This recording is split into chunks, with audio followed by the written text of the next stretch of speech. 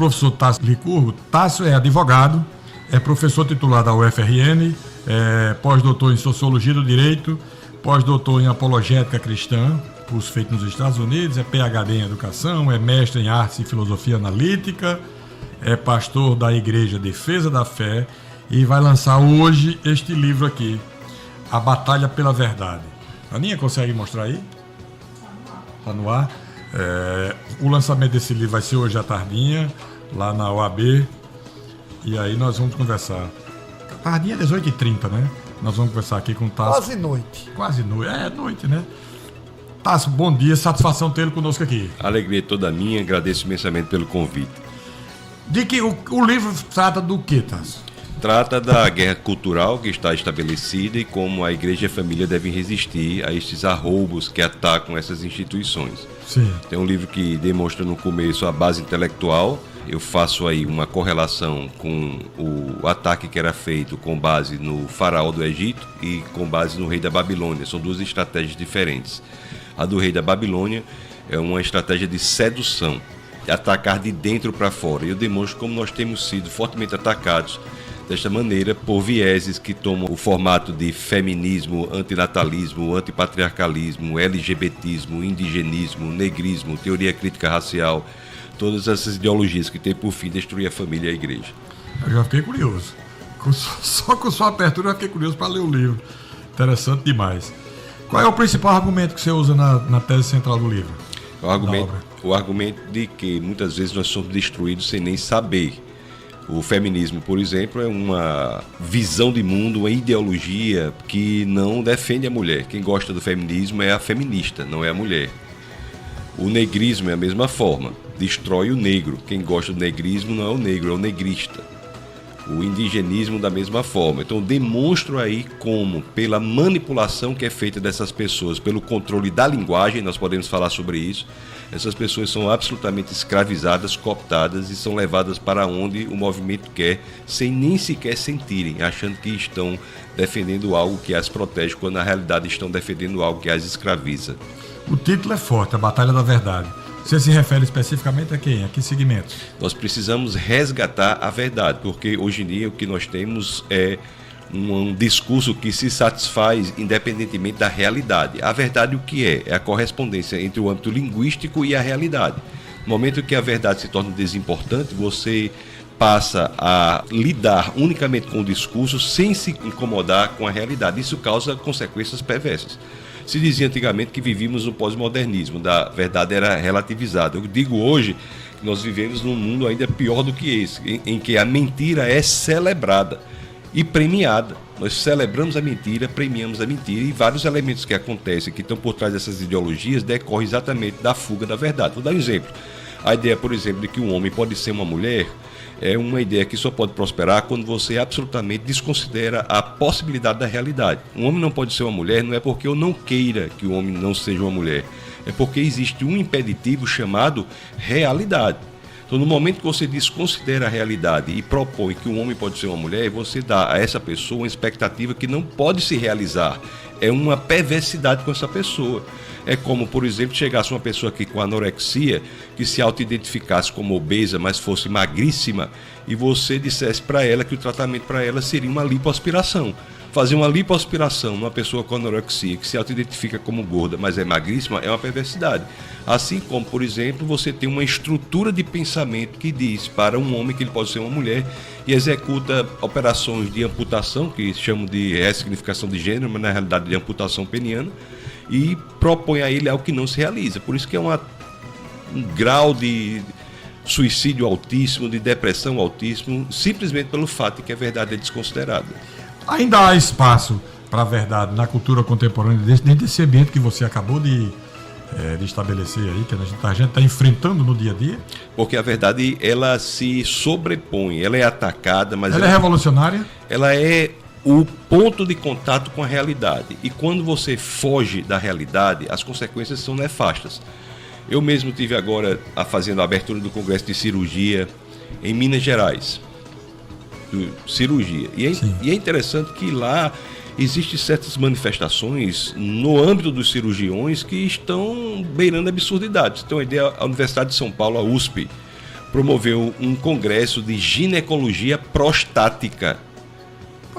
Ginecologia prostática. E nós estamos falando aqui da maior e melhor universidade do mundo. Porque os médicos hoje estão sendo forçados pela sociedade, pela cultura, pelo Estado, até com a força estatal, a se posicionarem de forma contrária à realidade. Mulher não tem próstata, mas chega uma pessoa com próstata, um homem, e quer ser atendido por um ginecologista, e em vez de dizer que o ambiente não é aquele, é ginecologista que tem que se adaptar ao atendimento de um homem, simplesmente porque nós estamos favorecendo o discurso sem contato com a realidade. Eu não sou contra as pessoas, deixar bastante claro, não sou contra as pessoas. Eu estou dizendo que a realidade é uma força muito grande e ela causa, quando desconsiderada, um desconforto muito grande naqueles que querem viver unicamente no discurso. Como é que o livro dialoga com o Brasil e o mundo atual?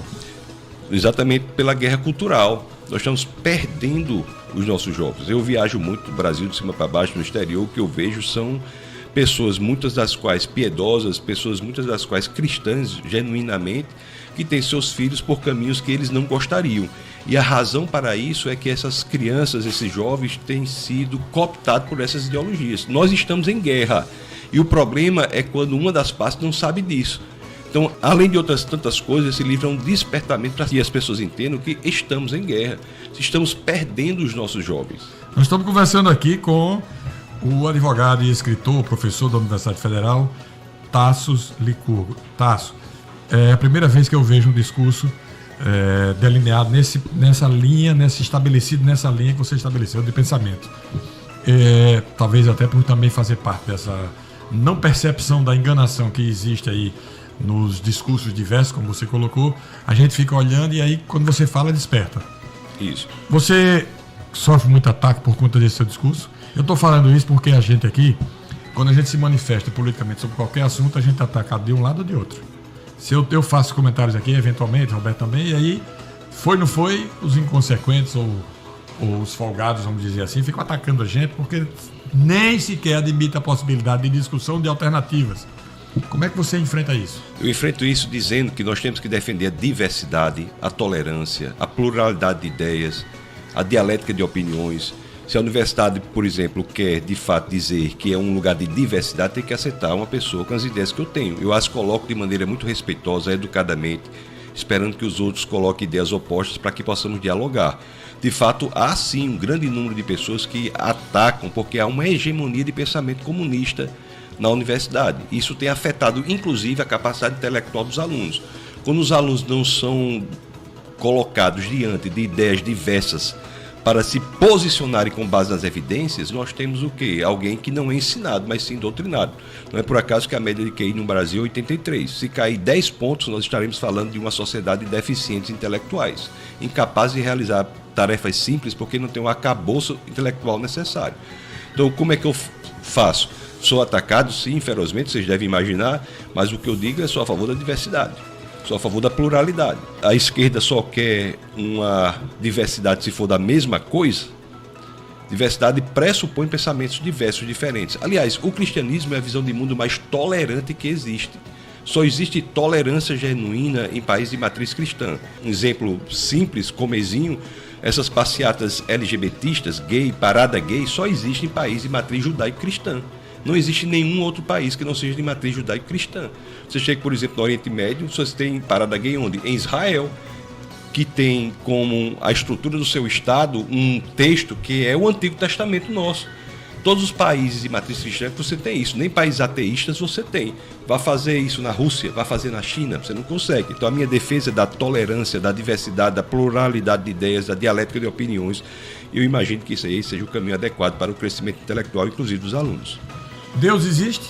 Deus existe, sim, e há muitas evidências que apontam para a existência de Deus. Quais? São vários. Tem um argumento, por exemplo, da origem do universo, é um argumento muito forte. Pra você ter uma ideia, qualquer livro escrito desde a Grécia Antiga até o idealismo alemão em meados do século passado dizia que o universo havia existido desde sempre, nunca havia sido criado. Foi um padre chamado Georges Lemaitre que propôs, em meados do século passado, uma teoria que foi conhecida como teoria do Big Bang, que diz que o universo veio existir. E se o universo veio existir, faz sentido perguntar quem é a causa. Se o universo foi criado, faz sentido perguntar quem é o criador. E as características a que chegamos unicamente pela ciência indicam exatamente o mesmo Deus que nós lemos nas Escrituras. Porque a teoria científica diz que a matéria foi criada juntamente com o Big Bang. Então, se a matéria foi criada, a causa não pode ser material, tem que ser imaterial, portanto espiritual.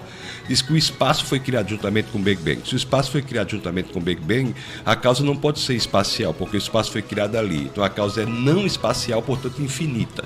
O tempo foi criado juntamente com o Big Bang. Então, se o tempo foi criado juntamente com o Big Bang, a causa não pode ser temporal, porque o tempo foi criado ali, então a causa é atemporal, portanto capaz de ver o futuro que você livremente decide. Criar tudo a partir do nada não é simples, essa causa é extremamente poderosa e não foi criada de qualquer maneira. Existe uma estruturação absurda no universo para que a vida seja possível. Não é? 622 características que são milimetricamente sintonizadas para que a vida seja possível. A probabilidade disso acontecer por acaso, eu sempre digo, é de uma chance em 10 a 138. Isso é inimaginavelmente improvável. Pra você ter uma ideia, na própria matemática tem um princípio que uma chance em 10 a 50 já é impossível. O que dizer de 10 a 138?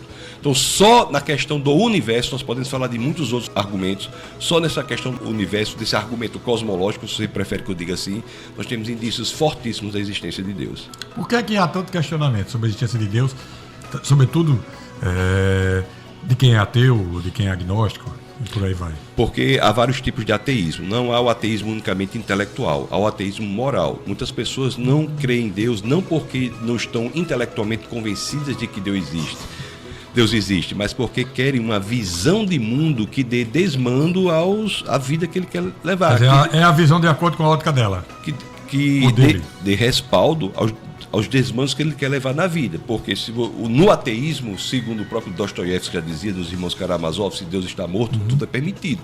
Se você não tem a quem prestar conta, você faz o que quiser. Então tem muito ateísmo de índole moral, não de índole intelectual. Existe o de índole intelectual também, mas grande parte é de índole moral.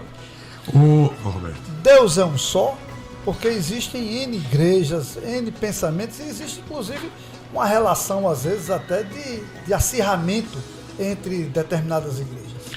Primeiramente, Deus é um só se ele é infinito, porque uma coisa só se distingue da outra pela limitação que uma tem que a outra não tem.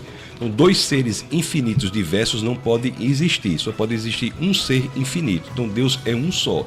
Agora, as discordâncias que há entre as igrejas não é porque há mais de um Deus, mas é sobre quem é esse Deus. Como é que nós conhecemos quem é esse Deus? Porque ele voluntariamente resolveu se revelar a nós. O livro de Deuteronômio, no capítulo 29, no verso 29, diz: as coisas encobertas pertencem ao Senhor nosso Deus, mas as reveladas nos pertencem aos nossos filhos, para que cumpramos todas as palavras dessa lei. Então as discordâncias existem não porque existe mais de um Deus, mas porque há uma interpretação da revelação que Deus faz por meio das Escrituras. E se o Senhor me permite, isso é fruto de uma visão de mundo ortodoxa. O cristianismo é a única visão de mundo genuinamente ortodoxa. Nem o Islã e nem o judaísmo são muito mais da ortopraxia. O que eu quero dizer com isso? O que é isso? Já ia perguntar, o que é isso? Né? O Islã e o judaísmo, eles buscam uma orientação, uma prática praxia, uma prática reta, de acordo com o comando. O cristianismo é ortodoxo, doxa é opinião, orto é reto. Eles buscam opinião reta. É por isso que no cristianismo a gente investiga a palavra, diz que está errado, faz correlação entre os livros, diz que esse texto no original é isso, é aquilo outro, porque o cristianismo ele se expõe à investigação. O cristianismo se expõe ao entendimento. O próprio Jesus de Nazaré, quando questionado sobre quais eram os maiores mandamentos, isso está lá em Mateus, no capítulo 22, no verso 37, diz: amar a Deus com todo o seu coração, sua alma e o seu entendimento. Então é a busca de conhecer Deus que faz com que haja essas divergências periféricas, embora todas as denominações genuinamente cristãs concordem no essencial. Tássio, eu queria fazer uma pergunta a você. Veja só, o presidente Lula esteve na Paraíba num evento numa cidade Cachoeira dos Índios, uma coisa assim, e ele disse: Deus deixou o sertão sem água porque ele sabia que eu seria presidente da República e que iria trazer água para cá. Nesse mesmo discurso ele disse que o Nordeste está há 179 anos sem águas. A pressuposição que a gente teve com esse discurso era de um Deus mau, que fazia mal às pessoas. Essa declaração de Lula, o que é que ela representa para você? E outra coisa, Deus é bom ou não é? Antes de responder isso, eu tenho que dizer o seguinte: o comunismo e o esquerdismo, o socialismo, como você prefira, é absolutamente incompatível com o cristianismo. Não há nenhuma possibilidade de compatibilização entre os dois. Se uma pessoa se diz cristã e comunista, só há 3 opções dela dizer isso. Uma é que ela não sabe o que é cristianismo, 2, ela não sabe o que é comunismo, a terceira, ela não sabe o que é nenhuma das duas coisas. É absolutamente incompatível, tanto do ponto de vista filosófico, porque o comunismo é construído sobre bases ateístas, tanto do ponto de vista da prática. A existência do mal do mundo é decorrência do fato de que nós escolhemos trazer para nós o centro da moralidade. O que as escrituras dizem é que quando Eva e o seu esposo Adão comem do fruto, a proposta é: não basta que vocês sejam feitos à imagem e semelhança de Deus, vocês podem ser como Deus, conhecedores do bem e do mal. O que é ser conhecedor do bem e do mal? Trazer para si a fonte da moralidade. A fonte da moralidade não precisa ser mais Deus, pode ser você. E a partir daí a humanidade tem se locomovido e se colocado como se fonte da moralidade fosse. E as decorrências disso são perversas, são terríveis. E um mundo em que nós podemos errar é um mundo maduro moralmente. Isso é interessante, porque as pessoas acham que Deus deveria ter criado o mundo de forma que nós não pudéssemos errar. Mas se Deus tivesse criado o mundo da forma que nós não pudéssemos errar, nós teríamos uma ética robótica. É diante da possibilidade do erro que há o elemento moral do acerto, é diante da possibilidade da injustiça que é moralmente elevado ser justo. Então, diante da possibilidade do erro que há a possibilidade do acerto. Então, o que o presidente disse nesse lugar é absolutamente fora de qualquer possibilidade de compatibilização com o cristianismo genuíno. É porque, de repente, passa a ideia de, quer dizer, um Deus que iria negar água para quem tem sede? Não. Por que isso é ruim? Com base em que negar água é ruim? Sim. Qual é a base de você dizer que é errado torturar uma pessoa? Só é objetivamente errado torturar uma pessoa ou negar água a uma pessoa se houver uma lei moral objetiva, a partir da qual você possa distinguir o bem do mal. E se há uma lei moral objetiva, a partir da qual você pode distinguir o bem do mal, é porque há um legislador moral objetivo que é Deus. Sem Deus, não faz sentido dizer que algo é ruim, não faz sentido dizer que algo é injusto, porque não tem a lei moral objetiva. Então você veja que essa questão não afeta a existência de Deus, mas afeta o entendimento de como Deus é, do nosso livre-arbítrio. Não é uma questão sobre a existência de Deus, é uma questão de teologia. Como é que Deus, que é bom e todo-poderoso, permite a existência do mal? Essa é a questão do problema do mal. E a resposta para isso qual é?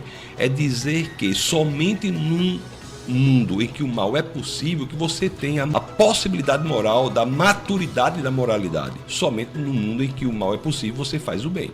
Então é muito interessante todas essas questões que as pessoas se insurgem genuinamente contra algo que está mal. Mas por que você está se insurgindo? Por que você está achando injusto? C.S. Lewis, um grande escritor, escreveu as Crônicas de Nárnia, outros livros tantos, ele dizia uma coisa interessante, ele era ateu. Ele dizia assim: eu sou ateu porque eu não posso conceber um Deus bom num mundo tão perverso e cruel. Mas ele disse assim: mas espera aí, com que eu estou comparando a injustiça desse mundo? Um homem só sabe que uma linha é torta se ele tiver a ideia de uma linha reta.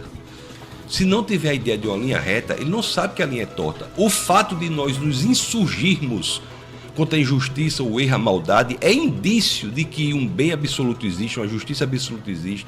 É indício de que Deus existe. Agora, por que isso acontece é uma questão de teologia que nós podemos explicar. E a resposta passa pelo livre-arbítrio do homem. Perfeito. Você está falando, eu estou aqui raciocinando com a velocidade quase a do seu pensamento, falando aí. Quase com a velocidade da luz. Tá, você acredita que a mídia e as redes sociais contribuíram para enfraquecer o valor da verdade? Porque esse é um discurso que a gente está vendo aí todos os dias.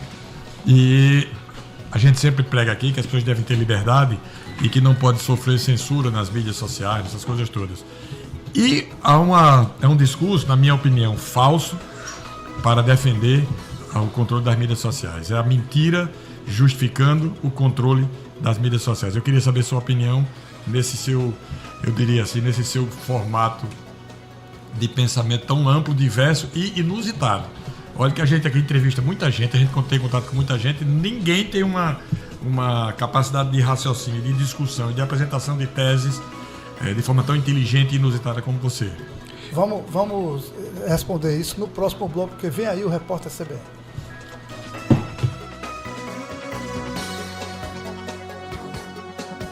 Nós estamos conversando aqui com o escritor Tasso Licurgo, que é professor da universidade. Eu já dei o currículo dele aqui, é um currículo bem rico.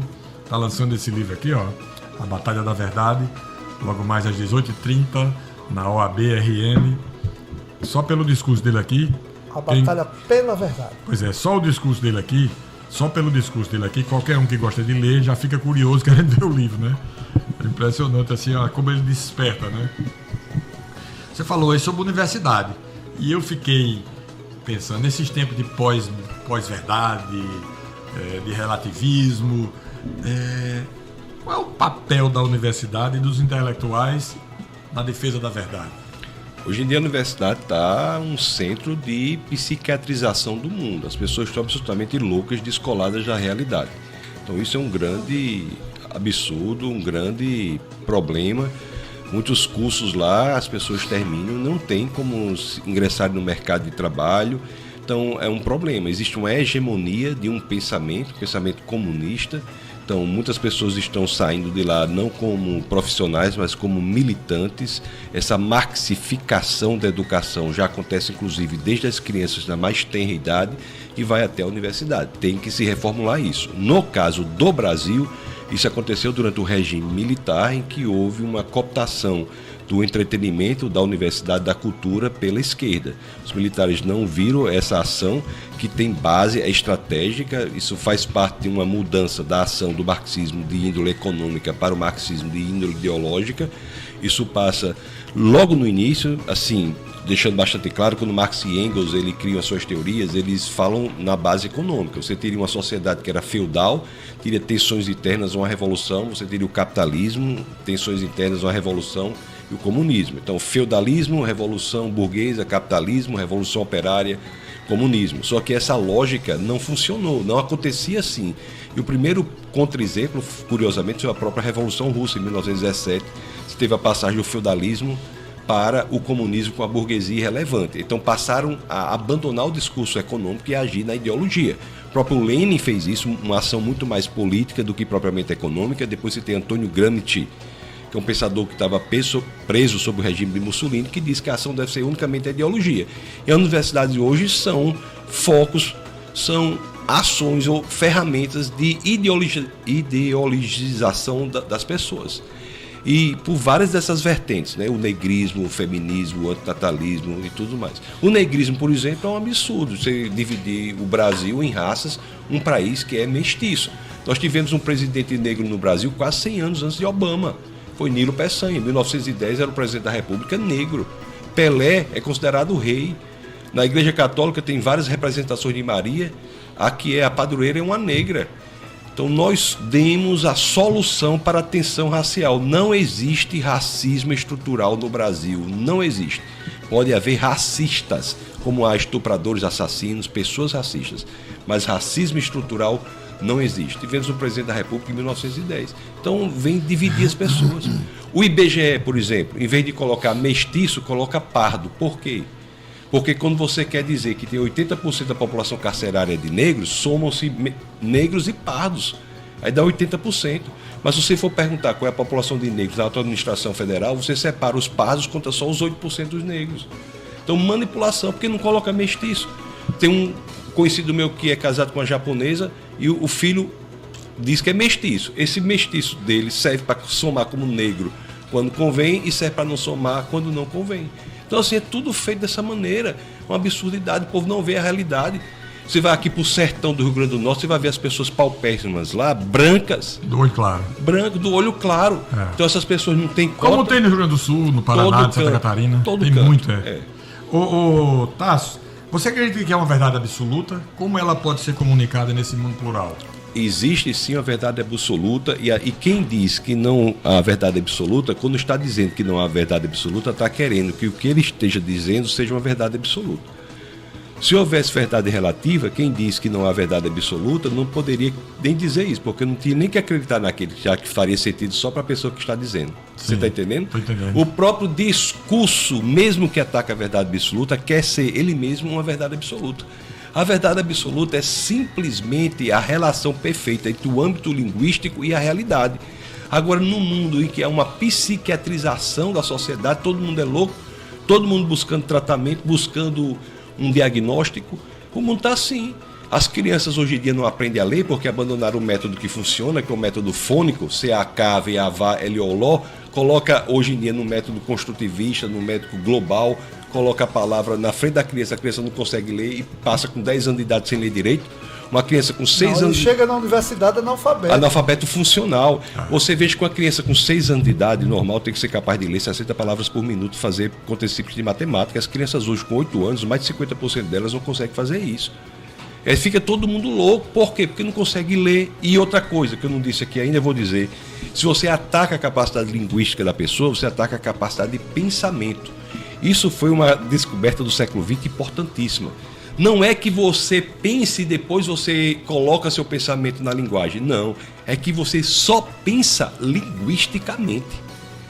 Se você for afetado na sua capacidade linguística, você não terá capacidade de pensamento. Então, uma criança que não é alfabetizada de forma correta, será, como o professor aqui do meu lado disse, será um analfabeto, será alguém que tem QI baixo, porque não foi alfabetizado. E os pais, quando veem as crianças sem saber ler, em vez de entender que basta comprar a cartilha do Beabá, pessoal que está me ouvindo aí, se você tem menino pequeno, quer salvar seu menino da desgraça, compra a cartilha do Beabá. Porque na escola ele não vai aprender a ler, não vai aprender a fazer conta. Os pais, em vez de verem que não está funcionando, ficam loucos para um diagnóstico. Dislexia, descalculia, desortografia, dislalia, TDAH, até o espectro do autismo. Eu tenho até pena dos autistas verdadeiramente, porque todo mundo hoje quer ser autista.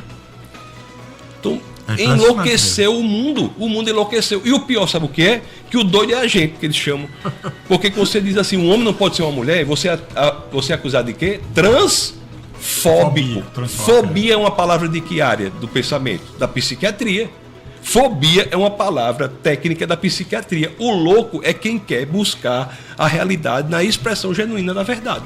Perfeito. Gente, tem aqui no YouTube Carlos Emerenciano mandando um bom dia pra gente aqui, pra mim, pra você, pra Aninha. Um abraço pra ele. Certo? Fernando Pessoa dando bom dia. Fernando Pessoa, amigo de Salesiano, desde grande sempre. Fernandinho.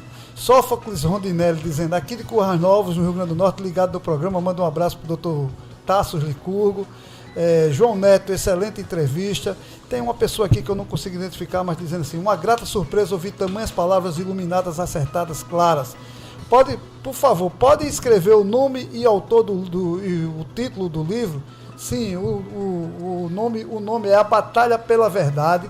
Tá aí a foto do livro, tá aí.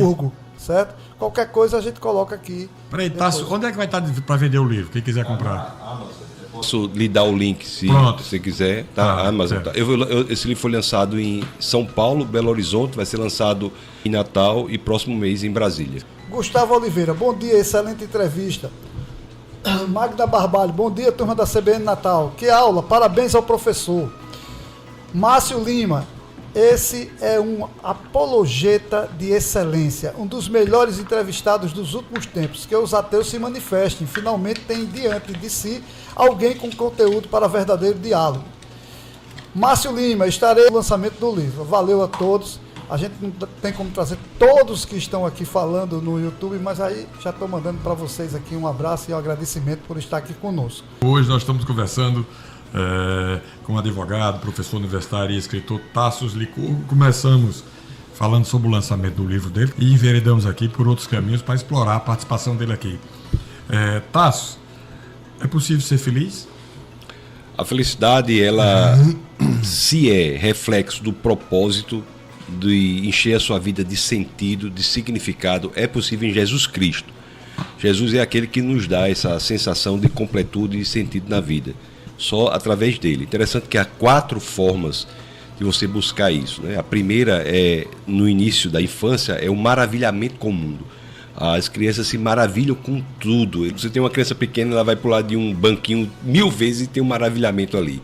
Depois a verdade. Na adolescência você busca a verdade.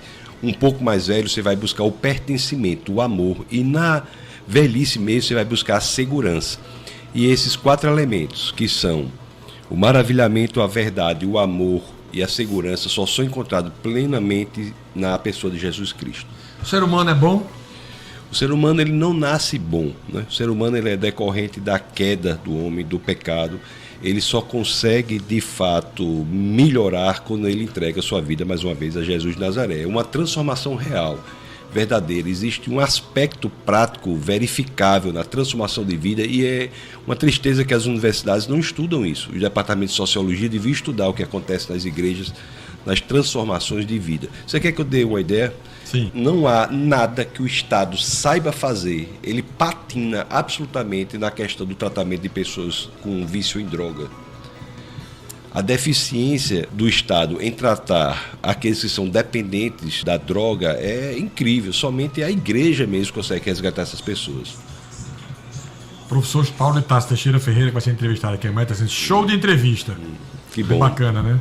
Paulinho da Consulta Pesquisa. Diga, Quer Roberto. dizer, Tasso, que se você tivesse de receitar para os pais a primeira leitura, a primeira literatura para as crianças era uma tabuada e uma cartilha do ABC? A primeira coisa que os pais têm que fazer é ensinar de fato as crianças a lerem. O artigo 205 da Constituição da República diz que a educação é direito de todos, dever do Estado e da família. Então a família tem de se envolver ativamente no processo de educação dos seus filhos, na alfabetização principalmente. Agora tem outras coisas também. Vocês já viram falar nessa moda que tem agora da disciplina de gestão socioemocional?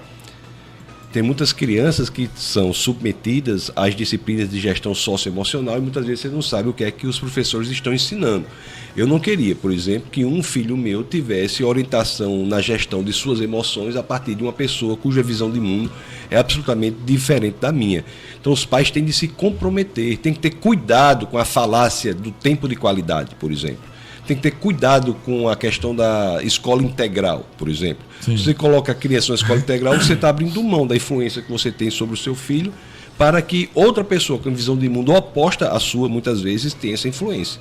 Então os pais Quer têm dizer, que... o filho tem que entrar dentro de casa. O pai tem junto que... da família. A família tem que ser família, o pai tem que ser pai. Hoje em dia, os pais estão nessa história de quererem se confundir com o amiguinho do filho. O pai não é um amiguinho do filho. O pai é uma autoridade sobre o filho, é responsável pelo filho. O pai dá a vida pelo seu filho, o amiguinho não dá.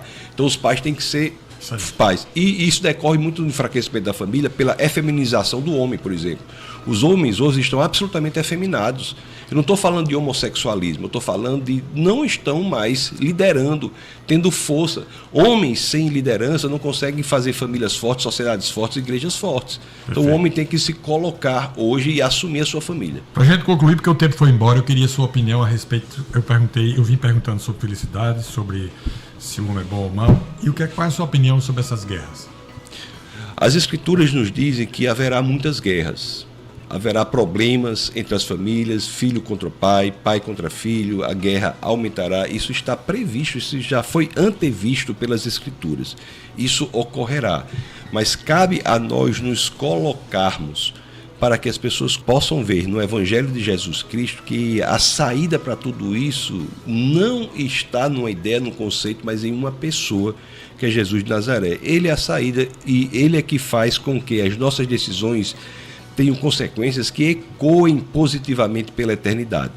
As guerras, infelizmente, vão aumentar, haverá um controle global, é isso que as Escrituras prevêem, e há 3 ideologias globalistas.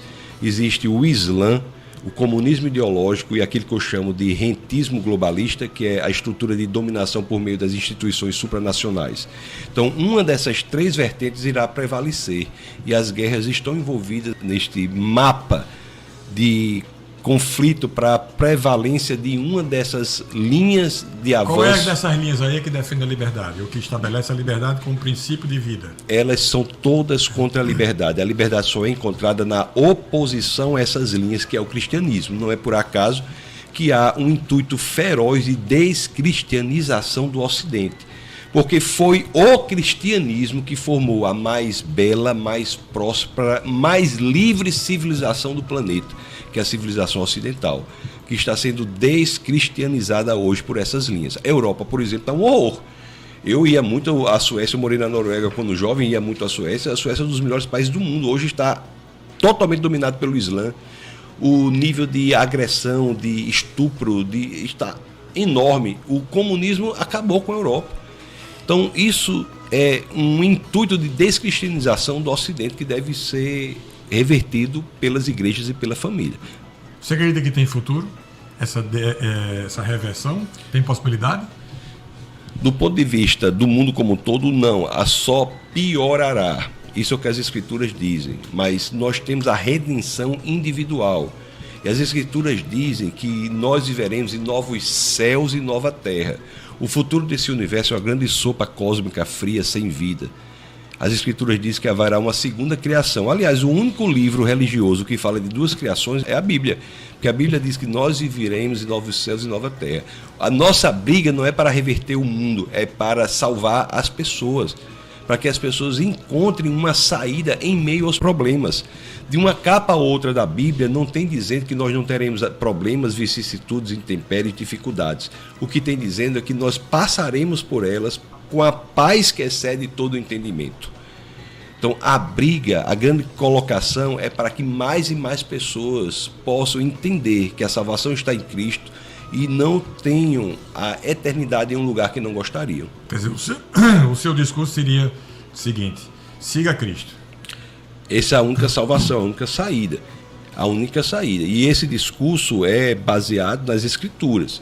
E existem elementos que estão ao redor disso, que é que os pais tendem a assumir seus papéis, porque não há situação mais propícia para se passar a visão de mundo para a próxima geração do que a situação do pai em relação aos seus filhos. Mas para isso o pai tem que assumir o seu papel, a mãe tem que assumir o seu papel. Então nós temos que nos colocar em defesa da verdade no mundo que se regozija em mentira, defesa da esperança no mundo que se regozija em desesperança. Perfeito. Conversamos aqui com Tassos Licurgo, professor, advogado, escritor, que vai lançar esse livro. O livro chama-se A Batalha pela Verdade. Vale muito a pena ver. Você viu aí o discurso dele.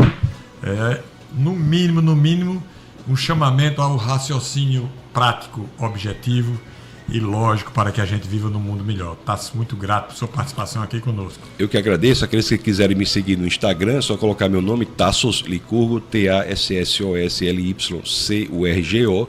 Também tem um canal no YouTube e muito do que foi falado aqui no livro está ali nesses 2 canais de mídia social. Perfeito. Muito Bom grato. dia, CBN fica por aqui. A gente volta amanhã a partir das 8h30 da manhã. Bom dia e até amanhã.